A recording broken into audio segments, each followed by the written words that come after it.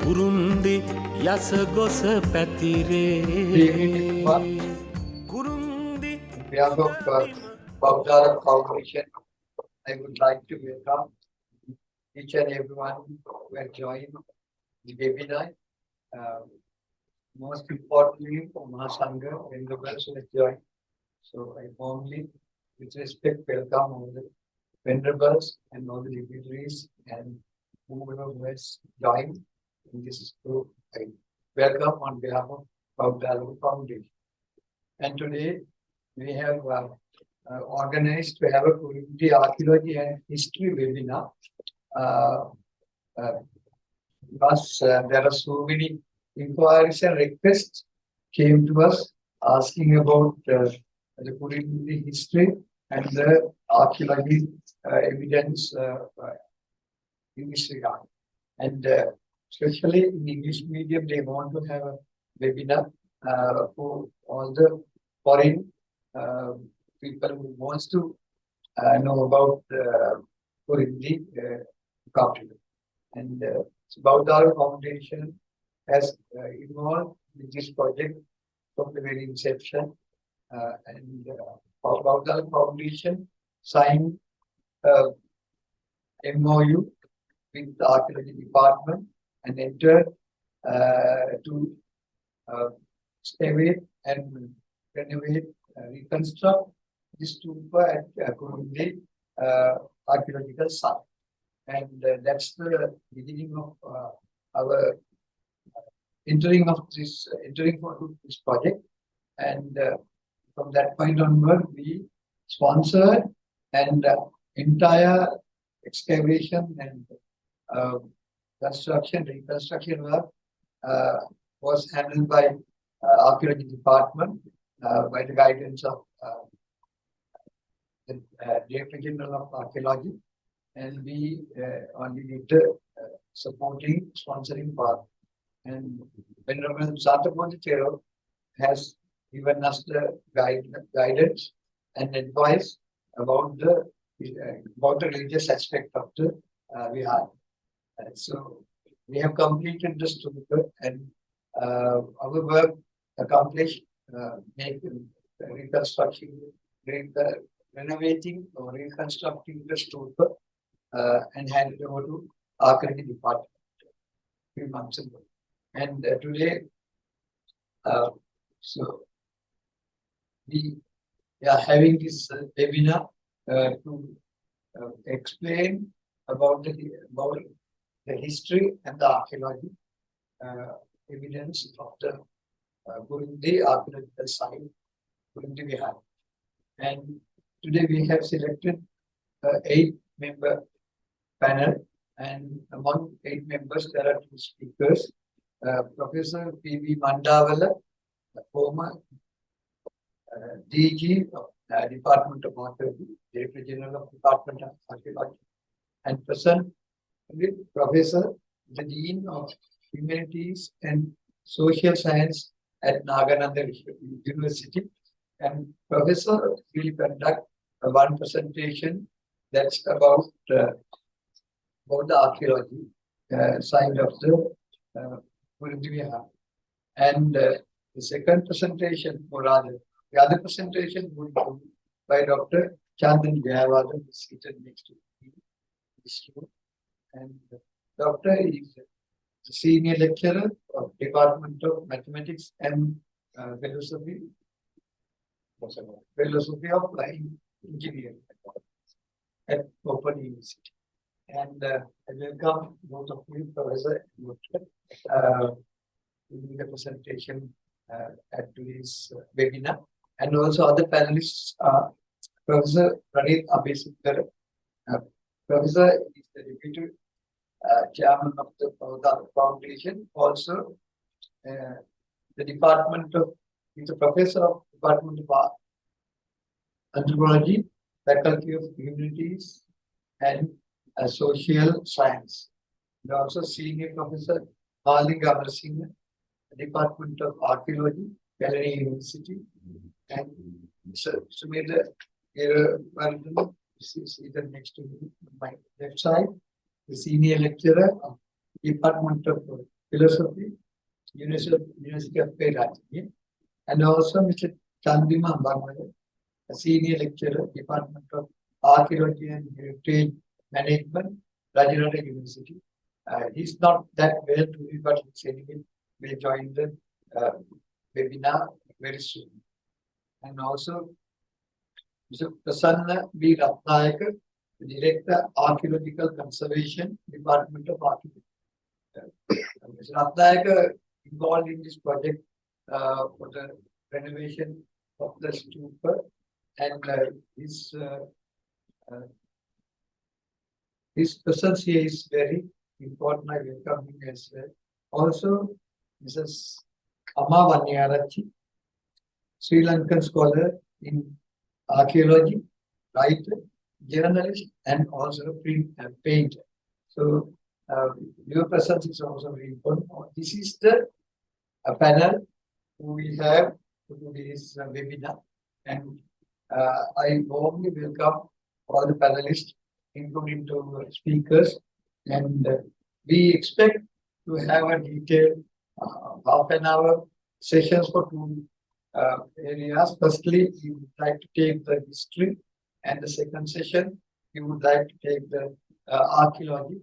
And after both sessions, we will have question and answer session where our panel will give whatever the questions you all want to know about the history as well as archaeology side of our archaeological site in the Vihar. And without taking much of time, we would start the webinar, and I would like to invite Dr. Chandana Jayawardhena, Senior Lecturer of Department of Mathematics and Philosophy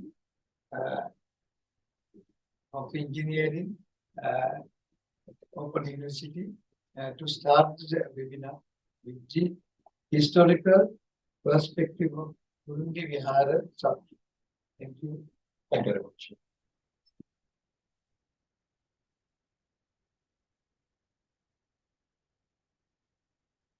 Good afternoon to you all again.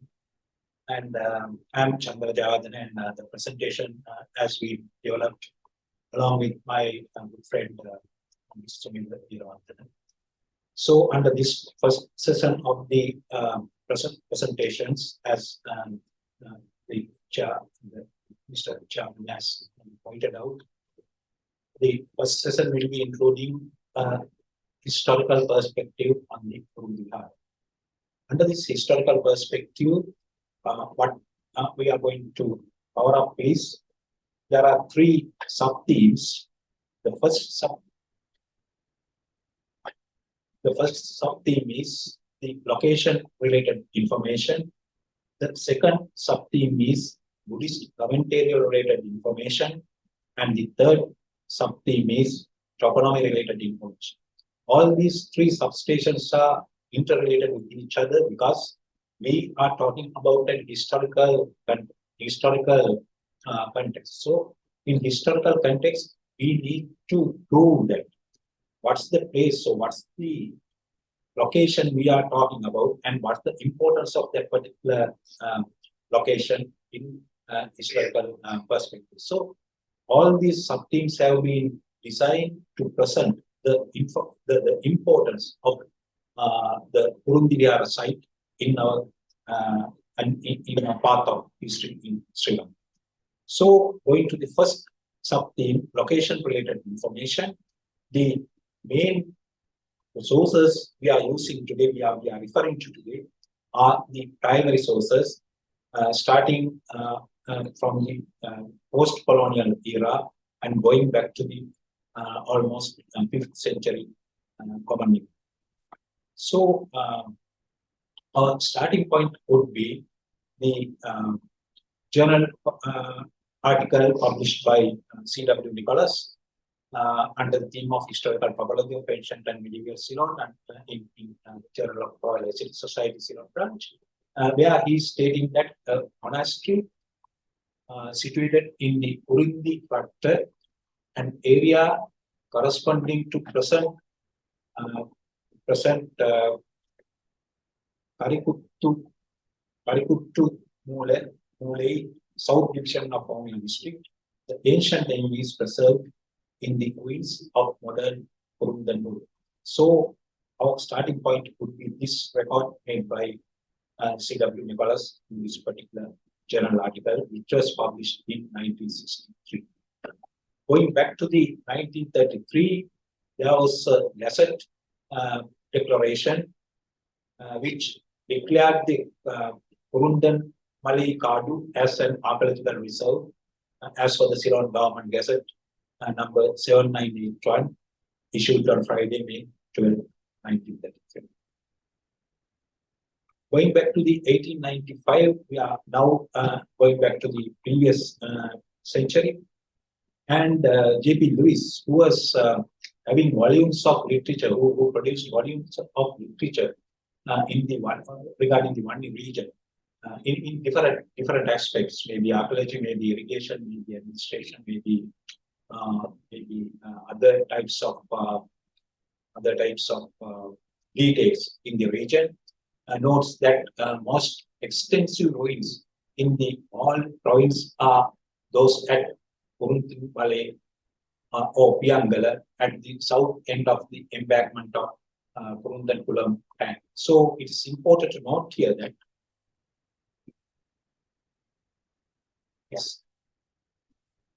it's important to note that as per the J.P. Lewis in noted in 1895, he mentioned that most extensive ruins. So the whole area would have been covered with extensive ruins by that time.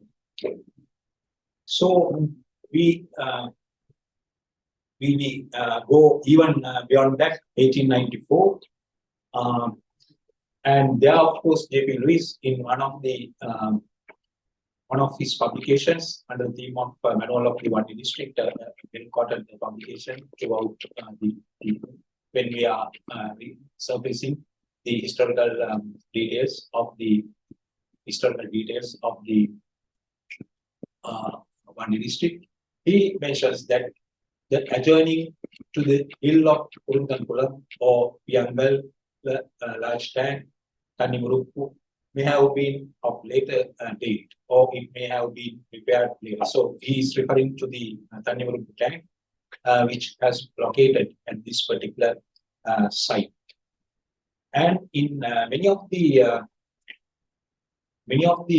publications or many of the articles written by these colonial scholars are mentioning that the extensive nature of ruins which could be evidenced in this particular area, as well as the attempts and the destructions for those ruins by various parties. And in 1886, in a seasonal paper published by Henry Parker, he is mentioning that inscription of Malinga III found at the Kurundankulam tank refers to Kurungama as the area. So once we are considering all these records in an array, it's obvious that during the colonial times, the colonial administrators who have visited these sites and who have gained the first hand experience on the site and its environments, have recorded their experiences, have recorded their observations, highlighting the importance of this particular area. So this should add whatever the knowledge, whatever the historical knowledge we are possessing today regarding the Kurundi Vihara site. So all these narratives should contribute to our present knowledge on the Kurundi site. And apart from this particular inscription mentioned by Barker, which have been dated to the era of Mahinda III, there were several chronicler narratives regarding the Kurundi site, starting from Kalhara during 110 to 103 before Common Era, and then Akbar the First, during 571 to 604 CE, and then the Agabodhi the fourth from 667 to 683 Common Era, and of course the inscription mentioned by the Parker in this particular assessment paper, the third from 997 to 1013 CE, and then the Vijayabhamu the first from 1055 to 1010, and then the Paratnabhavu the second, whose reign was from 1236 to 1206. There were Bhavas and Tulans narratives on these kings and the rulers of the country who have made several contributions and who have engaged in several activities regarding the Kurundi site. So, with that information, we can move on to the location-related information, and it is starting from the medieval period, and as mentioned in the medieval period, single works. So, the starting point will be provided by the Sri Lanka Dvipe Adai, as edited by H.A.P. Abeysundra, and who is mentioning that there were several place names could be located in the Kadai Pot, where this Adirata and Moru Rata and Kurundi Gamurata. So these place names have been clearly mentioned in the Kadai Pot, as mentioned by the H.A.P. Abeysundra. And these are the sites identified as the Padirata, Kunukinia Rata, and Kunubugamu Rata, as per the place names in the Kadai Pot. So you can see that this particular area have been noted in this Kadai Pot, and with several information with regard to these place names. And then we come to the 14th century literature, like Nikaya Sankhya and Bhujavali, 13th century, and Chulavansa, 12th century. So all these historical narratives, all these historical literature mention the name Kurundi or Kurundupadi or Kurundi as place name along with the Padirata. So we know that Padirata is normally mentioned for the Padaviya area. So in this Manni region, this Kurundi location, the place name Kurundi has been cited since at least since 12th century as per this type of literature. So which means starting from 12th century and ending at post-colonial era somewhere around 1950 or 1965, there's a continuous reference to this Kurundi and the Kurundi site, and which has been noted as a major Buddhist monastic site with extensive remains by the time of the colonial period. So, coming to the Buddhist commentary related information, the second part of our theme, the Kurundi has been mentioned in several Buddhist literature, including the sub-commentaries as well as commentaries, as a place where a particular commentary has been compiled. So, according to the Saddharma Sangha, it is the according to the Saddharma Sangha, Kurundi commentary, which is one of the main commentaries under the genre of the Eladwa or Sinhalese Attakatha, was thus named as it was compiled at a place called Kurundavale. And according to this 12th century sub-commentaries like Vajrabuddhi Tika, Saratha Dipani, and Vimati Vinodini. We know that all these three sub-commentaries are for the main commentary of the Pitaka, Samathapasadika. All these sub-commentaries mentioned in 12th century CE that Kurundi commentary was thus named as it was compiled at a place called Kurundi. And again, Samathapasadika itself and a contemporary another commentary to the Samathapasadika, Kanka Vitarani.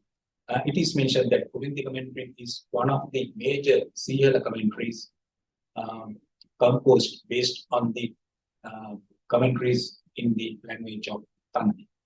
So, this type of information gives us, it is not only the place, it is not only the on the site which accommodated Buddhist monastic, it is a site which produced one of the major commentaries in our Buddhist, the history of our Buddhist literature, the Kurundi Attakatha. So that importance should also add to our present knowledge on this particular site, Kurundi Weerawardhane. So once completed this location-related information and commentary-related information, we will move on to the toponymy-related information. And in this sub-theme, what we are going to focus on is how this particular name would have been derived for this particular area. So the term Kurundi in Pali has been mentioned by several commentaries. Like in Samathapasadika, it is mentioned that Puruviddaka Sutya means a string with lumps made by using a pasana called Puruvinda mixed with clay. So in Samathapasadika and Papanchasudini, Samathapasadika on Vinaya, Papanchasudini on Majjhima Nikaya, and Manoratha Purani on Uttara Nikaya. All these commentaries are mentioning this Puruvinda pasana as a mineral which has some kind of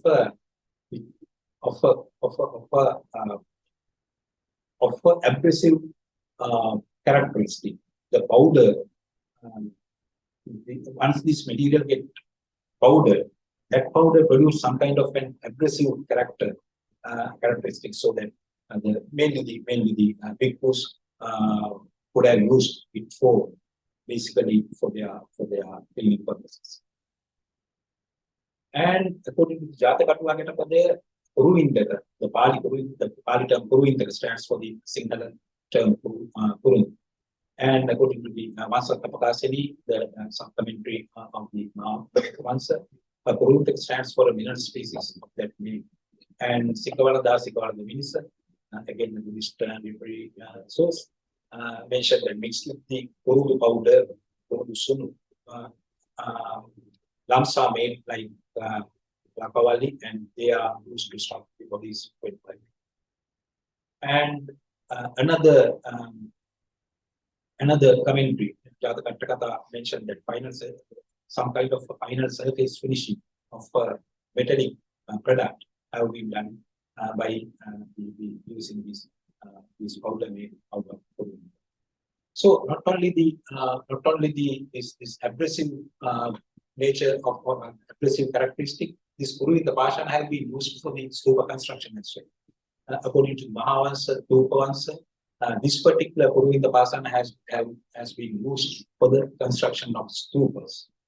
So once we accommodate all these three sub-themes, the location-related information and the material-related information and the toponymy-related information, what we can understand is this particular place named Kurundi would have been the major Buddhist monastic site which accommodate extensive Buddhist monastic institutions which produced the well-known Kurundi commentary, and most probably the place name would have been derived from maybe the place name would have been derived due to some kind of mineral which was abundantly available in this area. So I think in recent archaeological findings, this particular material would have been understood, would have been located, and it may be presented in the presentations to come. So once all these three sub-themes are concentrated, what we can note is revisiting the first slide of the presentation, location-related information. As per the 20th and 19th century records, place names such as Kurundi, Kurundatang, and Tanimurutang as places located in the Wanni district. The place accommodated extensive remains of Buddhist monastic site. As per the 17th to 12th century records, place names such as Kurundugama and Kurundi as places located at Wanniarachchi again and Wanni district.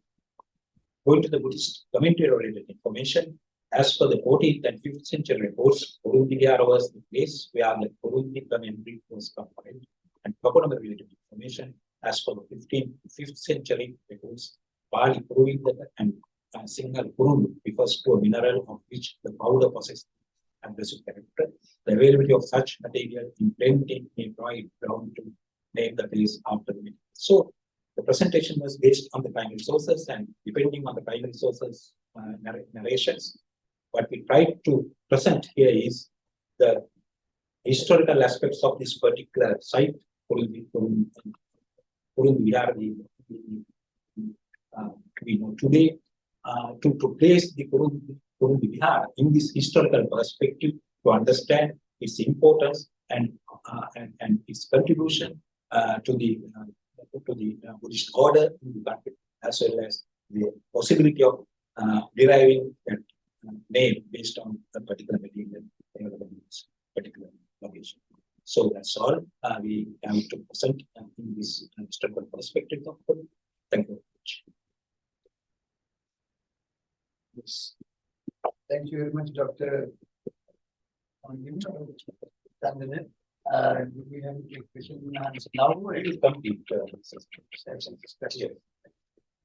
And I think Dr. has taken a very brief time, half an hour, to explain a huge history of Kurundi. And with the support of Sumedha, Weerawardhane, we compiled it into a very precise presentation within half an hour to it. We thought that we should do a very brief presentation to save, give the time. We all are pressing for time.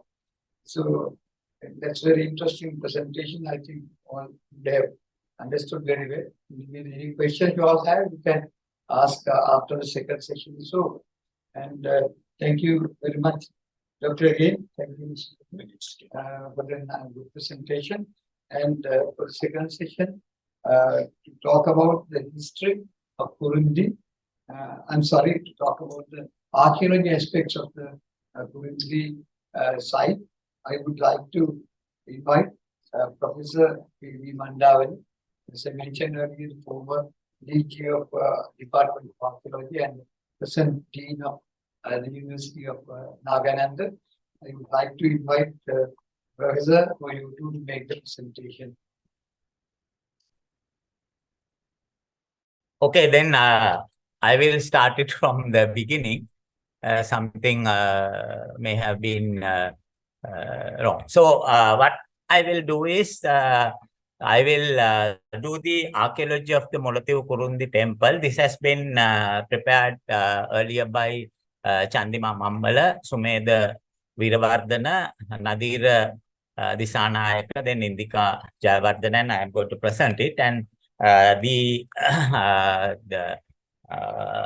presentation is there is a little introduction and Kurundi Vihara through literature, which is already you have done, but I will just run through it. Then the main theme, archaeology of Kurundi temple, Pabbata temple at Kurundi hill, ruined area in front of Kurundi lake, and Kurundi village and industrial area. Then the Tannimuruppu lake and nearby area, transformation in landscape, recent interventions in Kurundi Vihara, and regional archaeology and location of Kurundi, and the discussion and questions section finally. So the location, as you know, it is in the northern province, Mullaitivu district, Muhudubadupattu district secretariat, Tannimuruppi Grama Niladhari division, and Polamunne village. And this is the location according to the Google map. As you know, that Kurundi Vihara has been named as you already heard, the Kurundi Vihara, Kurunda Vasoka, Kurunda Pasana Vihara, Kurunya Pasaka Vihara, Piangala Vihara. So, as you said, as Chandana said, it's maybe because of the piece of what we call Kurundi, and then the rocks and Kurundi stones. Then there are 3 chapters in the Hela commentary, Maha Attakatha, then Pachari Attakatha, and Kurundi Attakatha. And it is also said that this may be not correct, but it is said that the place has been visited by Lord Buddha, and then it has been built by Mauryan Emperor Asoka. So, Kurundi Vihara through literature, you have already gone through it, and according to chronological factors, King Kalhara, he also built the temple called Kurujana Pasaka. And then Aggabodhi I, modern development of Kurundi Vihara with interventions of kingdom and offering puja for the Sangha, Tunyadun Neralu Arama. Then King Attabodhi, Pottakutta officer, built a prasada at Kurunda Pilla Pirivena, a wealthy and powerful Dravidian who acted as a contributor to Buddhism. And King Vijayabahu I, after establishing the kingdom, he also made Kurundiya during many Vihara literature. Then King Parakrambahu II, that the invaders were defeated and expelled from the place they had occupied. So these are some of the factors that has been affected of the archaeology. And there are several publications. I'm not going to read it. You can see the Henry Parker, J.P. Lewis, Bell, Brohier, Nicholas, Sirisoma, then Cyril Matthew. And finally, there are various articles written by P. Veerasinghe, Ellavala Medananda Thera, and the Kalpa Sangha, and IPS Nishanta as well. So this is, as already Chandana told you, this is the Gazette notification in 1993. And it is very important to note that according to this Gazette notification, 78 acres, 2 routes, and 13 purchase has been allocated in 4 different, in 2 different sections in plan number 8312 as an archaeological reserve. So, Kurundi Temple, the historical archaeology, there are several stones in the present area that you can see the antiquities are scattered. So, according to the documented factor, previous studies and field studies, Kurundi Temple and the suburbs can distinguish into 4 zones where the archaeological remains have been accumulated. That is the Tannimuruppu tank and nearby area, temple at Kurundi Hill, ruin area in front of the Kurundi tank, and Kurundi town situated in the north direction of the Kurundi Kulam tank embankment. So this is the area. You can see the Tannimuruppu tank and the area in the survey plan. And we will go into the first section, the Tannimuruppu tank and the nearby area. The Manellaru is crossed by an earth embankment about 3.45 kilometers. It covers approximately 4.5 square kilometers in the upper level water. In 1950s, it has been renovated and 1,800 acres were and another 800 acres were irrigated. Then the Nicholas said found the King Aggabodhi I of this tank, and the Parker says water has carried from Tannimuruppu tank to Kurundi Kulam through a canal. There were at least 2 sluices. Their stone slabs were taken to build the Mullaitivu Tanniruttu Kumarapuram temple. Then the substructure features shows Sinhala architectural features. Then it says mound in front of the embankment, an ancient settlement mound of 13,000 square meters. The settlement soil deposit about 1 to 2 meters thick. And this is the Tannimuruppu tank. And you can see another picture. And then stone sluice and things which were found from the Tannimuruppu tank. And the Tannimuruppu tank embankment and the settlement mound in the front. Then we move into the second section, temple and Kurundi hill. This temple is situated on a hill to the right of the Kurundi Vapi embankment, represent a Pabbata Vihara tradition, a major architectural tradition of the Anuradhapura period. As you know, there are three types of Vihara traditions, that is Mahavihara tradition, Pabbata Vihara tradition, and Vanavasa Vihara tradition. So this has been identified as a Pabbata Vihara tradition built according to the Pabbata Vihara tradition. And it is said that the present Vihara is a Hastyarama type of the temple, which gives in the Manjusri Bhasita Vastu Satra. Then, according to this, the prominent buildings in the Pabbata Vihara, the Stupa, Image House, Bodhigara, Upusatagara, and Prasada constructed in the middle courtyard. And then the Avas and other architectural designs are constructed in the outer lower courtyard from the middle courtyard. And this is the Pabbata Vihara type. You can see the middle courtyard where these things, and then the outer courtyard. So this is the Vijayarama Pabbata Vihara type, and there are several such Vihara types identified by Dr. Roland Silva, Senaka Bandaranaike, and various scholars. And you can see that the Vijayarama, Pankuliya, so and so is constructed according to this Pabbata Vihara type.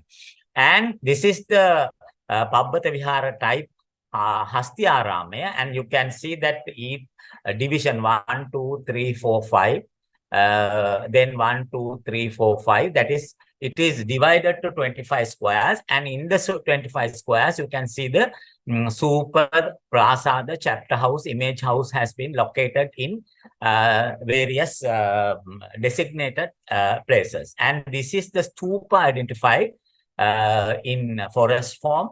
And then while you can see several sites while it's being excavated from above, and this is the ground floor plan, and west from the top.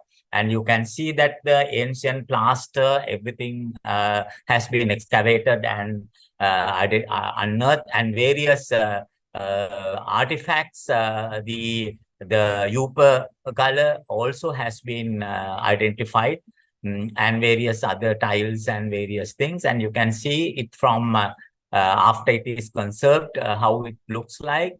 And then Image House also has been identified.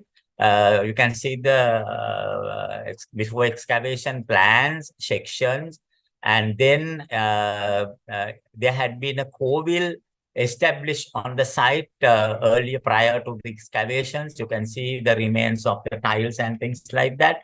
And you can see the outer wall of the Image House also in close proximity, and the things you can find inside.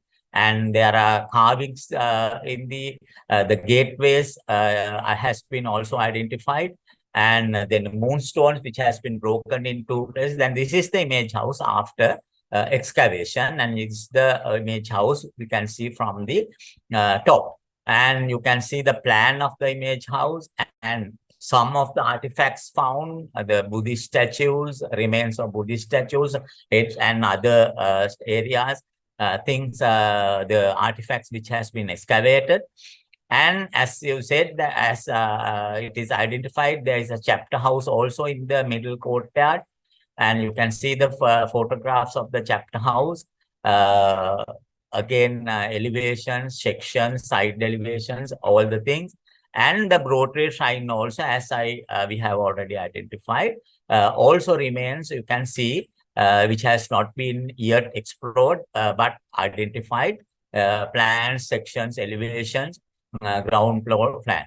And when you consider the Hastyarama type, you can see that clearly according to Hastyarama type, the stupa and the image house which has been excavated has been located in this Hastyarama type, and this is the type that you identify. So you can see the stupa and the image house has been already identified. So it's very clear that this particular temple complex has been built according to the Pabata Vihara type and the Hastyarama type.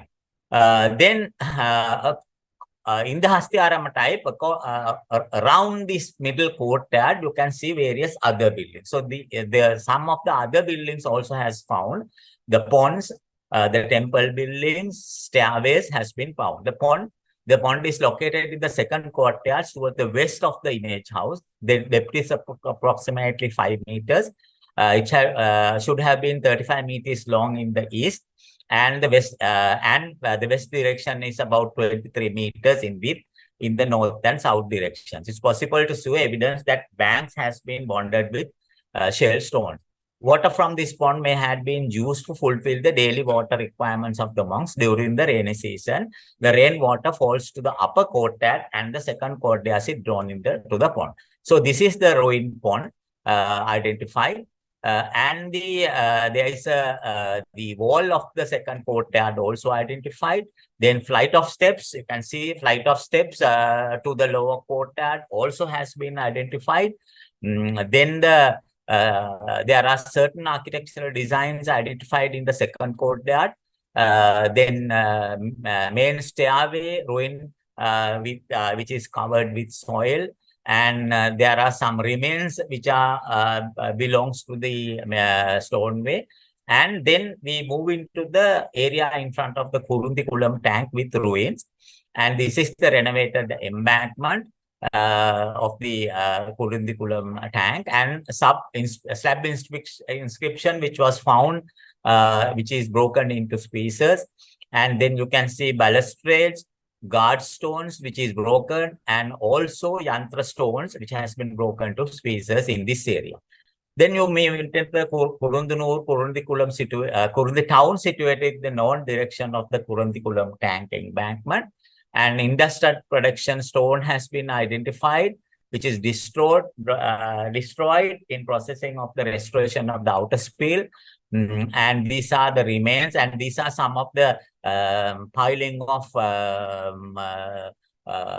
earth in the industrial development zone, because when the outer spill of the tank is being processed, and so there are some again you can identify that there are piles of soil has been piled on the outer area when the embankment only. And then you can see the profile of the soil layers, settlement soil layers also in this particular area.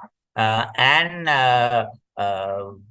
there are, you can identify a stone bridge, remains of a stone bridge in the Kurundi town also. And these are some sections and elevations.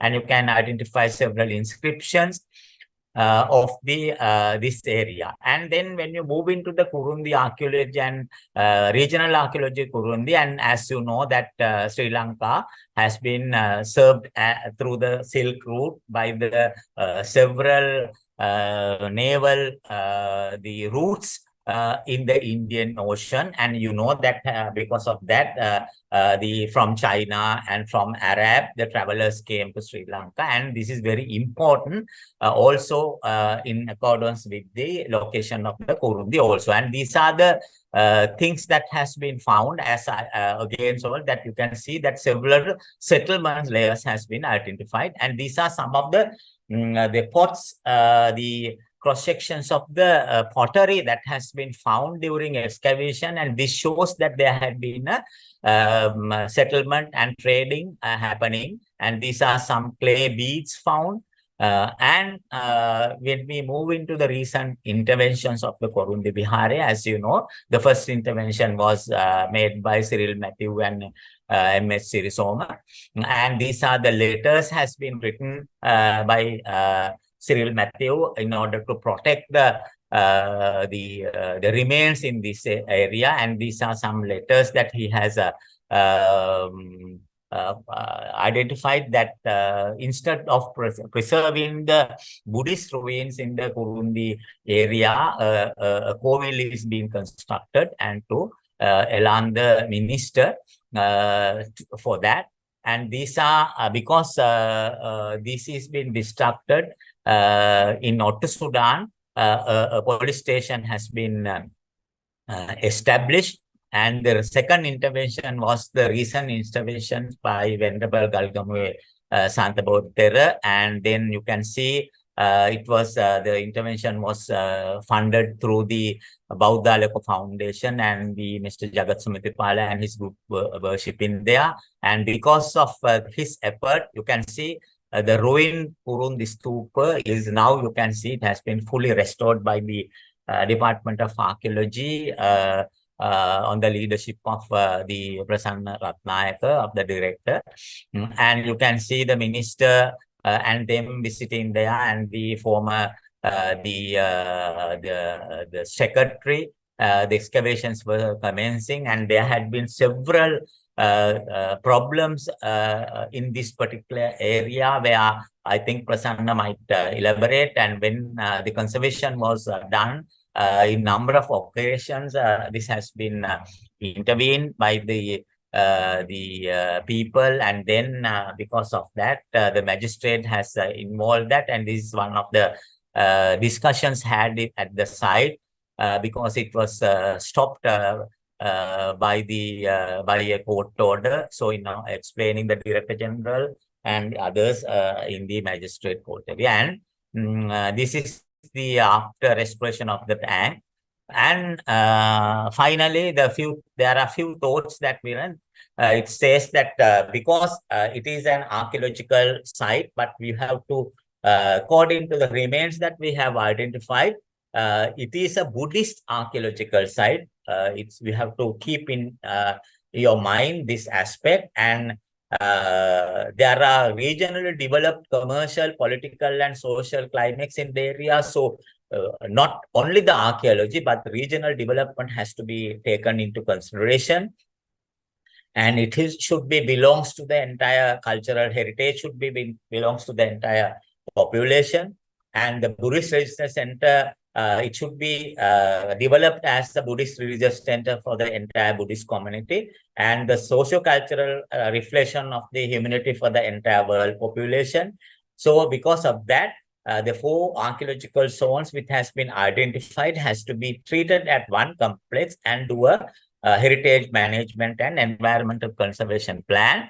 And the management, of course, it has been given by the UNESCO that there are 3 different systems if you are doing a management system, that is 3 elements: legal framework, institution framework, and resources, and 3 processes: planning, implementation, and monitoring, and finally 3 results: outcomes, output, and improvements. So I will go through it. Legal framework: the boundaries of the area has to be identified clearly and marked. It's an ancient monument. The buffer zones has to be identified. Regulation and standing orders has to be placed in order to safeguard the area. Then you have to create an institution, but it is deemed to be opened by the Department of Archaeology because it has been declared as an archaeological reserve, and it is also has registered as a Buddhist temple. So villages around the temple and other parties are interested. So we have to create an institution framework sufficiently defined in relation to the wider governance, responsive and flexible organizational decentralization and promotion of the sustainable approaches.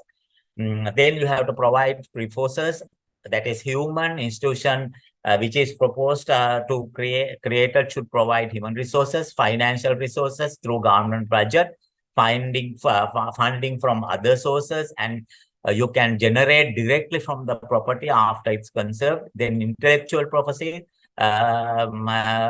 resources reinforced through internal monitoring and review, and through external sources also drawing up information management, outsourcing, and advocacy.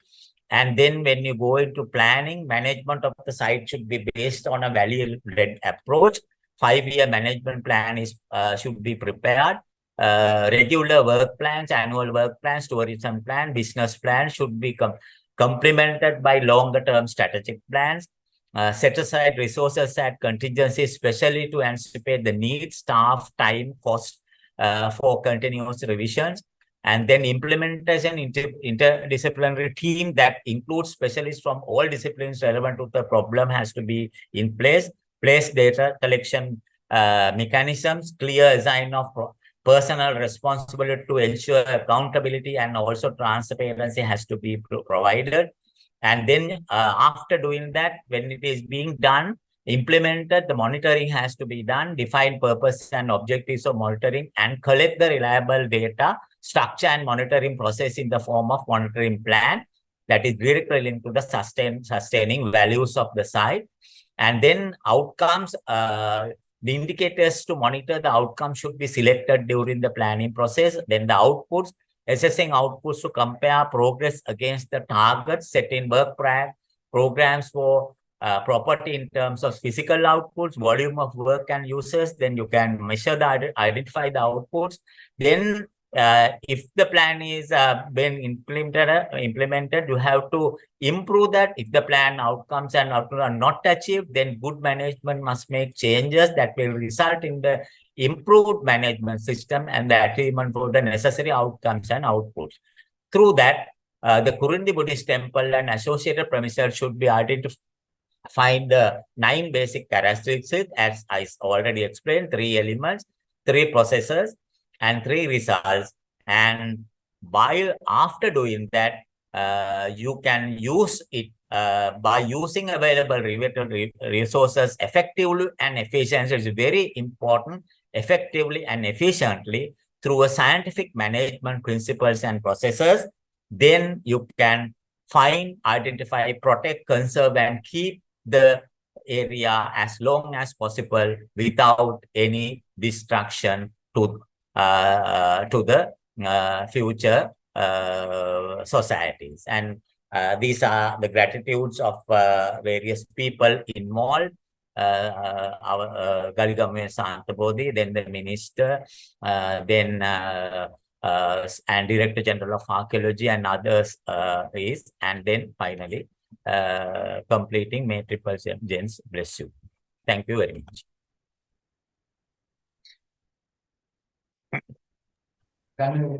Fantastic presentation, not only covering the archaeology side of the site, also how to manage and secure the place also. It's very important. That is a question we always have bothering us, how to manage this valuable site. I think we have taken exactly 1 hour to do the presentation. I would like to thank Professor as well as Dr. Chandana for doing the presentation as agreed within the time of 1 hour. And it's time for all these who are just on webinar. This is a time for question and answer time. If you have any questions, please raise your hand. Then we can, it's open for discussions. Thank you. One decider. So one is wants to ask questions. Hello, hi, I'm Rohan D'Souza. Thank you very much for these wonderful presentations, and I learned a lot from you all today. So my question is this. Now, there's no doubt that Kurundi Vihara and the premises are very important historical areas for the Sinhalese Buddhists. Now, we have some other similarities. If I give an example, there is Wallipuram in Jaffna, where now exists a Kovil, and underneath the Wallipuram Kovil, there was a Buddhist temple, and we have found the golden inscriptions, the Ran Pattiru, Singaling keyword, which has given us immense valuable information about King Vasaba's time. But still, it's used as a Kovil premises. So, although we know for sure that it was a Buddhist temple in the past. So my question is, yes, I agree that the Kurundi Vihara premise is very important historical site. But now things have changed, and there are Tamils, Muslims, and Sinhalese, all sorts of different people living in that area.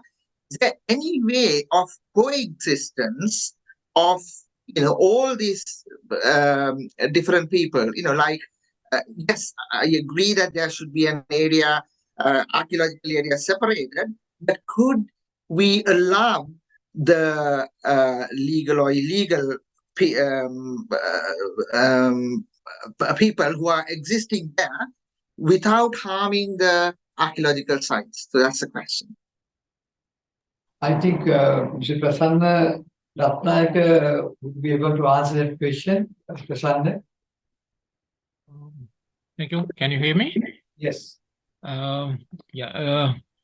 It's an important question, but the thing is that it's beyond the archaeological department's agenda, because our duty is to preserve the archaeological remains. And I think I heard that there is a proposal for such development related to the Kurundi temple. There's a discussion going on with those Hindu and Buddhist community to establish both religious centers. I don't know what is the official status of that. It's a proposal from the community.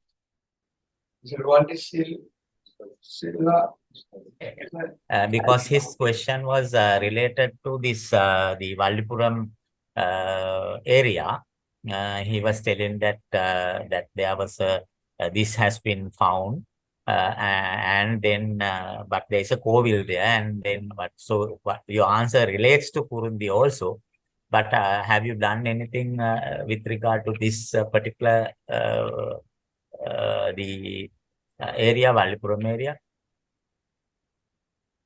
I think we have found those inscriptions, that gold leaves, but I don't think that there's another site development or site excavations have been done. Any questions?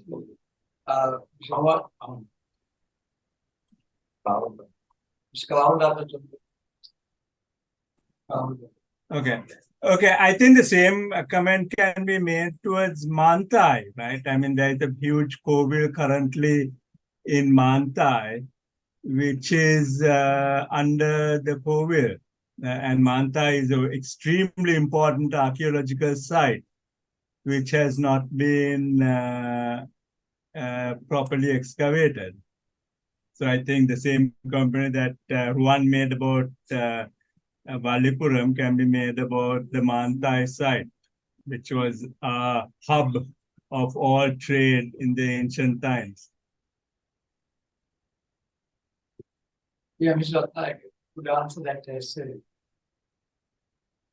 Yeah, there are certain developments in Mantai also, that there's a temple, church, and Kovil also. All three religious buildings are there.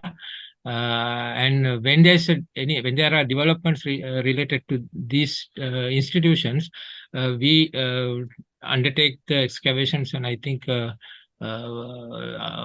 or 3 years ago, when Professor Mandawala was with us in our department, we did a thorough excavation when there's a development from that Hindu temple, and we did all the excavations, and our team worked there to protect, and because now those institutions are established.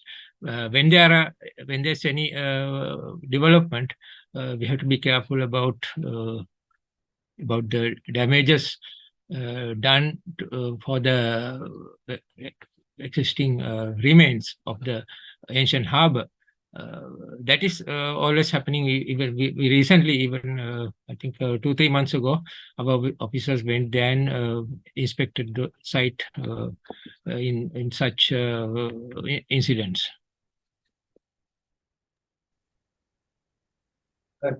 Thank you, Mr. Rathnayake. Yes, Prasanna, that not only that, not only the Kovil, even the Buddhist temple, they were constructing several buildings. Then the department officers has to intervene to that, and also with regard to even to the Catholic. This church also, the department has to intervene. So there had been some kind of attempts in developing the areas by all three religions. Someone has raised his hand. Vinuka Vidhanapatra, no?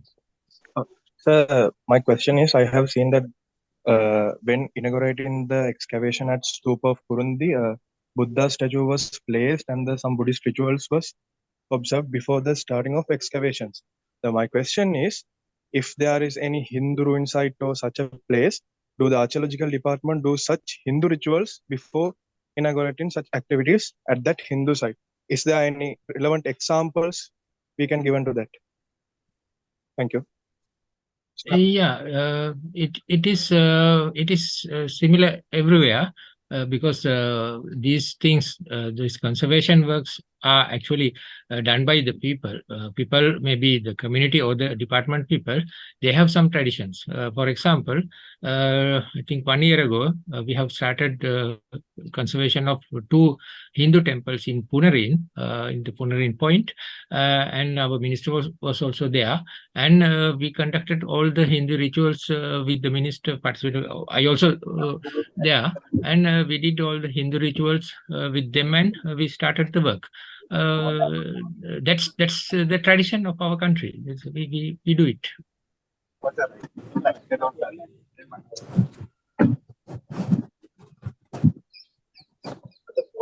Question. Vinuka wants to ask. Question. Vinuka,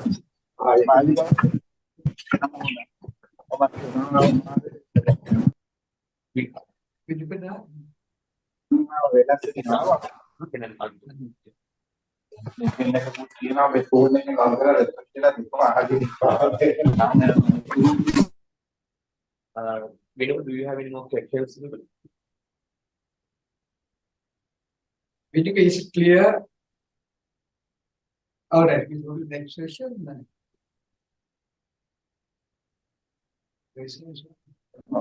Amen.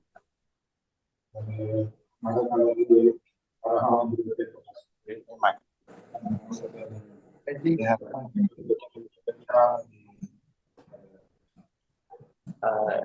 Excuse me, sir, like we have a question from the audience. He's asking how old was the Hindu Kovil Kurundi Pabbati Vihara, and what was its historical background?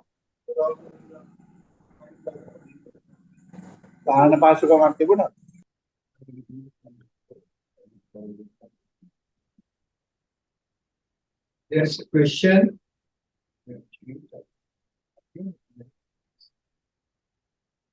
There's a question raised by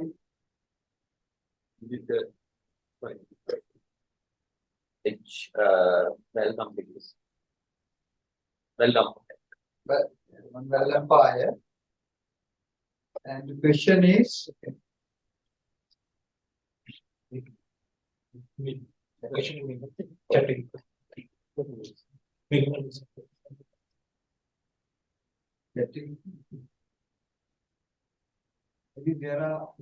those are the questions we get. Can I repeat the question? Yes. There's another question.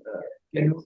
How old was the Hindu Kovil at Kurundi Pabbati Vihara, and what was his historical background? It was asked by Mr. H. Walkampaya. H. Walkampaya. How old was Rathnayake, there's a question asked. They asked how old was the Hindu Kovil established at Kurundi, and the situation. Historical background of that. Rathnayake, can you answer?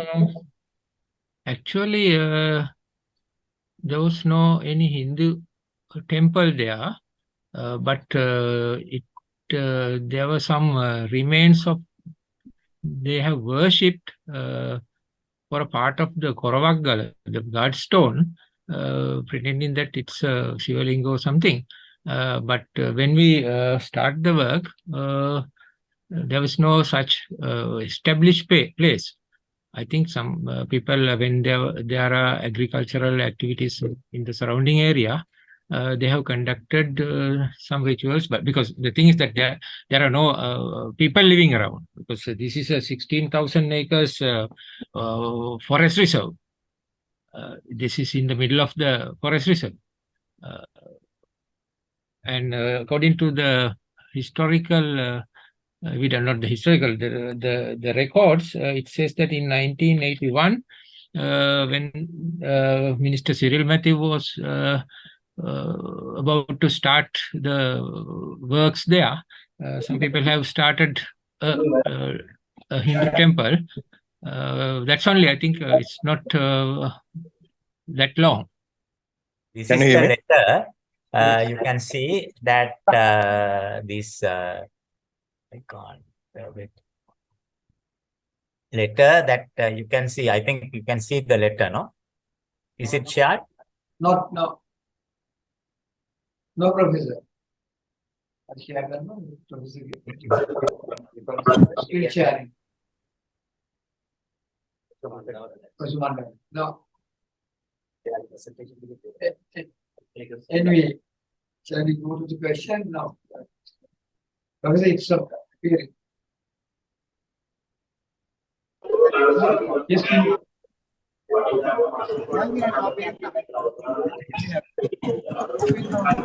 I think Prasanna was absolutely correct, because the letter, this is the letter, you can see it now. Yes. In 1981, September 1st, the Cyril Matthews letter. Can we explain what's in it? Okay, Please. that's just only information. Okay, Professor, thank you. Can Mr. Viduka ask you a question? Sir, there is a mention in the archaeology survey report of the HCB Bell. There was a Hindu Kovil or such some ruins, like a bull figure was there near the Kurundi at Kurundi village. Have that been found from modern excavations and explorations? Prasanna Rathnayake, be able to answer that question. Yeah, actually, can you hear me? We can hear you, Mr. Prasanna. The thing is that we couldn't find any place called Kurundi village, and we did only the excavation at the Kurundi temple, the Pabbata Vihara, the stupa and the image house. We didn't do any other excavations. Thank you. I think any more questions?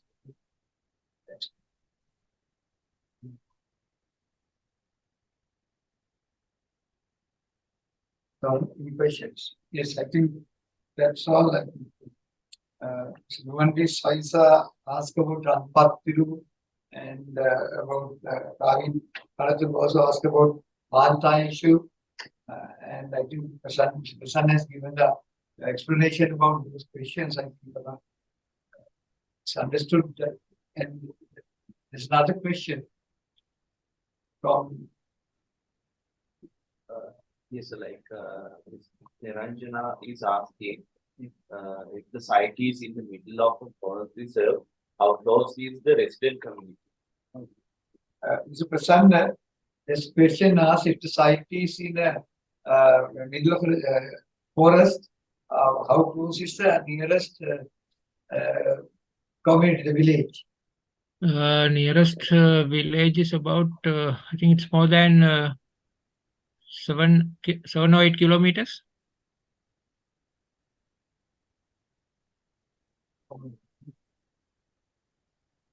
Thank you.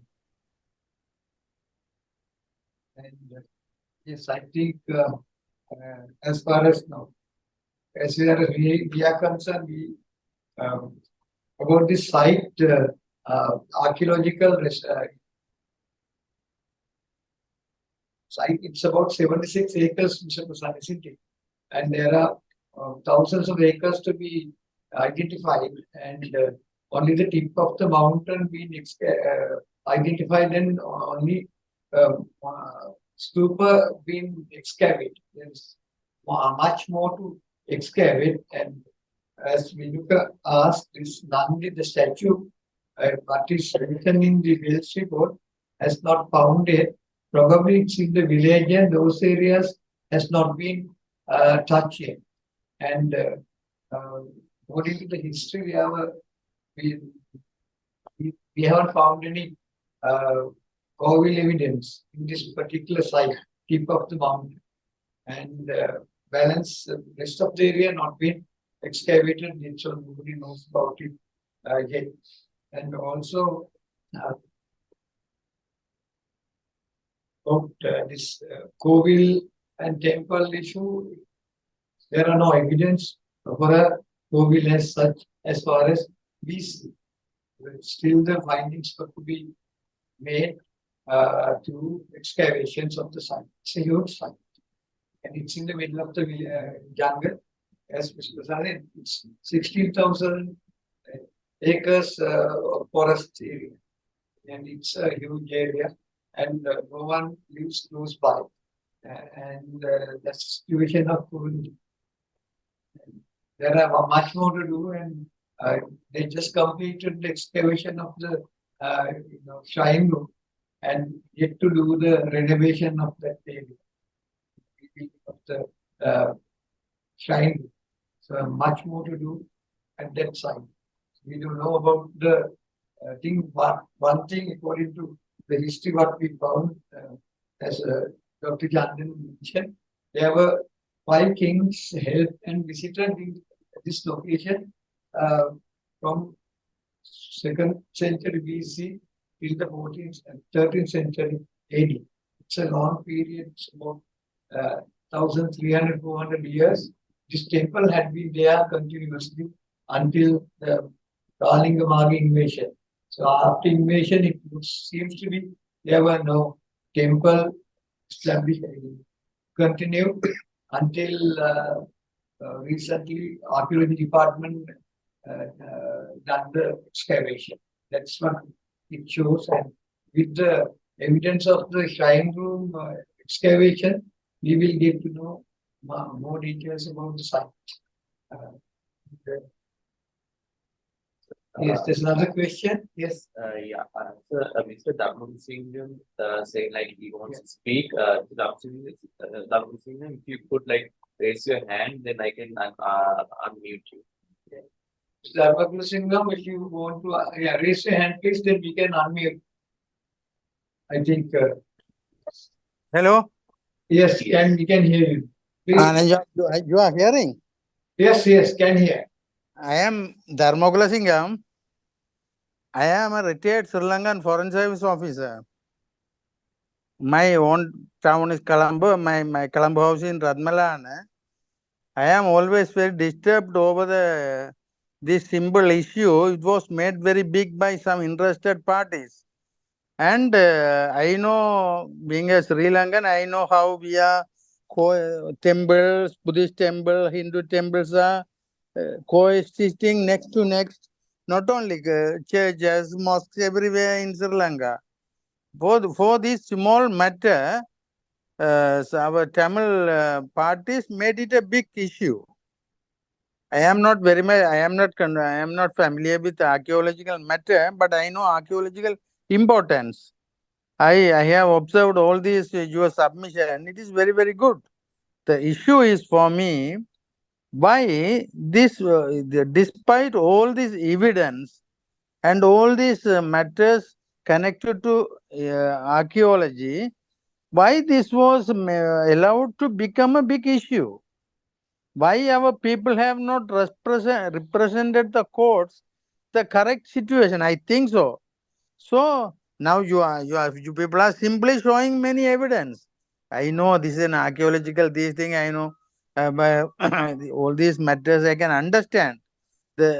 Now, we are little people, we are thinking about our country, our people, our national flag, and national Geetam, we are respecting our country.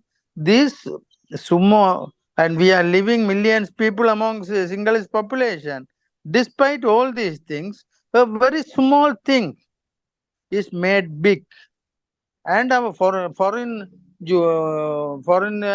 especially these Western media, is it, and now they are telling there is no any place for Tamil temples or like that.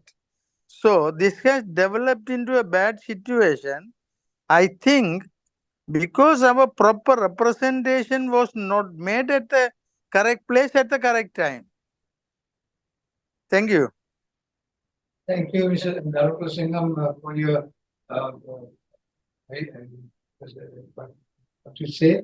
And well, the Mandawala Foundation is also trying to do this.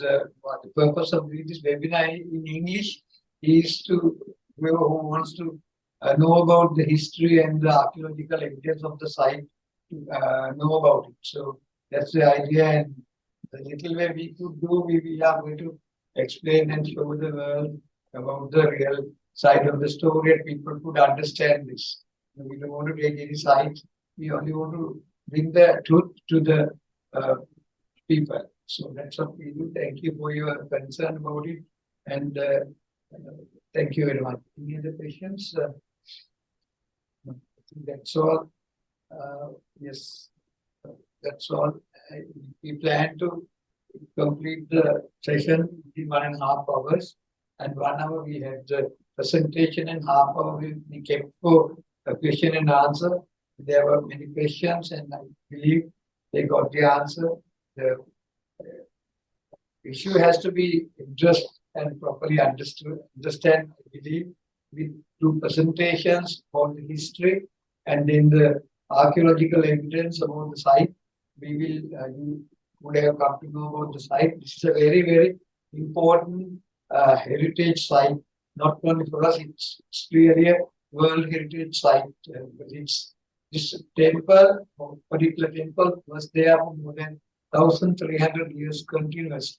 And history in Buddhism, it's written, the Aptakatha is one of the key books written in one of the very important book written in this temple monastery. So it's very important when it's come to Buddhist aspects. Also, more than that, the archaeological, it's very important for the people world over. So we are trying to protect and safeguard this site for the future generation, and expect everyone to know about this site very well. And please inform your colleagues, friends, everyone to study about this very valuable site. Archaeological site, World Heritage, and we together will try to protect this site for our future.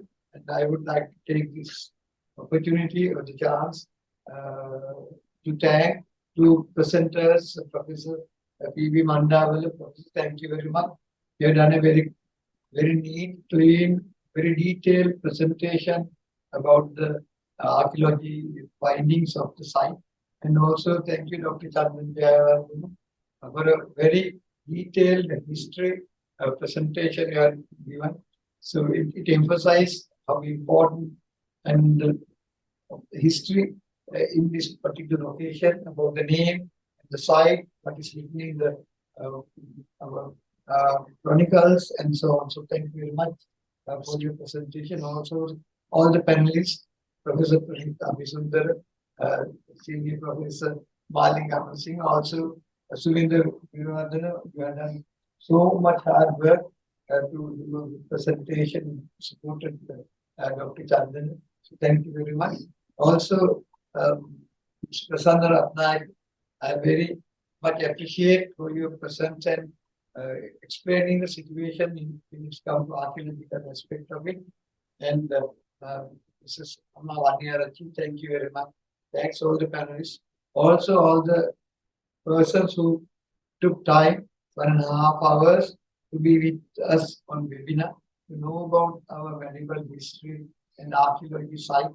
And thanks each and every person once again.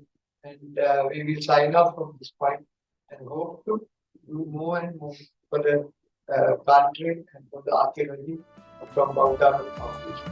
Thank you very much. සිව්දිග පුදබිම් සහසක් අතරේ බෞද්ධාලෝකය පැතිරේ බෞද්ධාලෝකය පැතිරේ බෞද්ධාලෝකය පැතිරේ